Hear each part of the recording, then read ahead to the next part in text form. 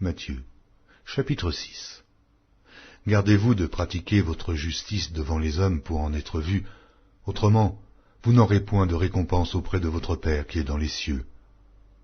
Lors donc que tu fais l'aumône, ne sonne pas de la trompette devant toi, comme font les hypocrites dans les synagogues et dans les rues, afin d'être glorifiés par les hommes. Je vous le dis en vérité, ils reçoivent leur récompense. Mais quand tu fais l'aumône, que ta main gauche ne sache pas ce que fait ta droite, afin que ton aumône se fasse en secret, et ton Père, qui voit dans le secret, te le rendra. Lorsque vous priez, ne soyez pas comme les hypocrites qui aiment à prier debout dans les synagogues et au coin des rues pour être vus des hommes. Je vous le dis en vérité, ils reçoivent leur récompense. Mais quand tu pries, entre dans ta chambre, ferme ta porte et prie ton Père qui est là, dans le lieu secret. Et ton Père qui voit dans le secret te le rendra. En priant, ne multipliez pas de vaines paroles comme les païens, qui s'imaginent qu'à force de paroles, ils seront exaucés. Ne leur ressemblez pas, car votre Père sait de quoi vous avez besoin avant que vous le lui demandiez. Voici donc comment vous devez prier. Notre Père qui est aux cieux, que ton nom soit sanctifié, que ton règne vienne, que ta volonté soit faite sur la terre comme au ciel. Donne-nous aujourd'hui notre pain quotidien. Pardonne-nous nos offenses, comme nous aussi, nous pardonnons à ceux qui nous ont offensés. Ne nous induis pas en tentation, mais délivre-nous du malin. Car c'est à toi qu'appartiennent dans tous les siècles le règne, la puissance et la gloire. Amen. Si vous pardonnez aux hommes leurs offenses, votre Père céleste vous pardonnera aussi. Mais si vous ne pardonnez pas aux hommes, votre Père ne vous pardonnera pas non plus vos offenses.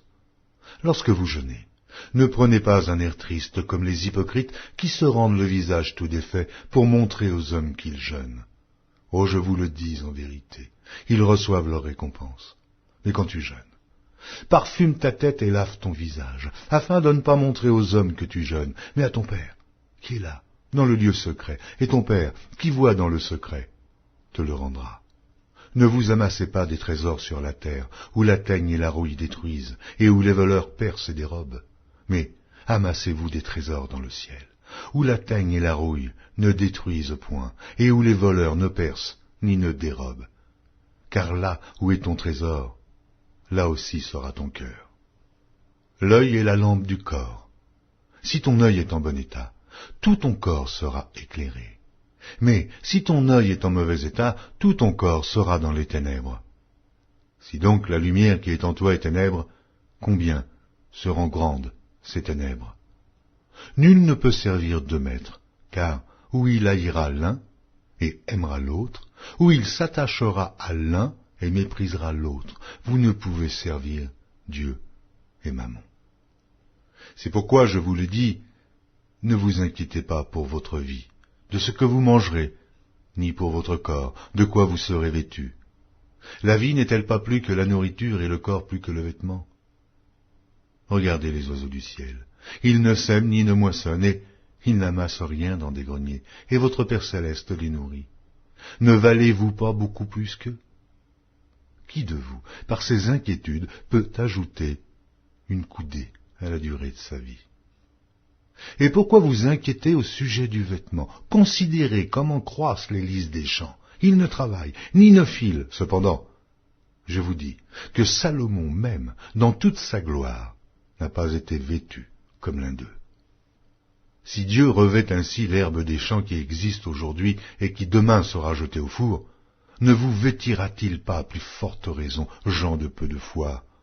Ne vous inquiétez donc point, et ne dites pas « Que mangerons-nous? Que boirons-nous? De quoi serons-nous vêtus ?» Car toutes ces choses, ce sont les païens qui les recherchent.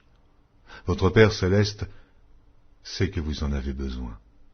Cherchez premièrement le royaume et la justice de Dieu, et toutes ces choses vous seront données par-dessus.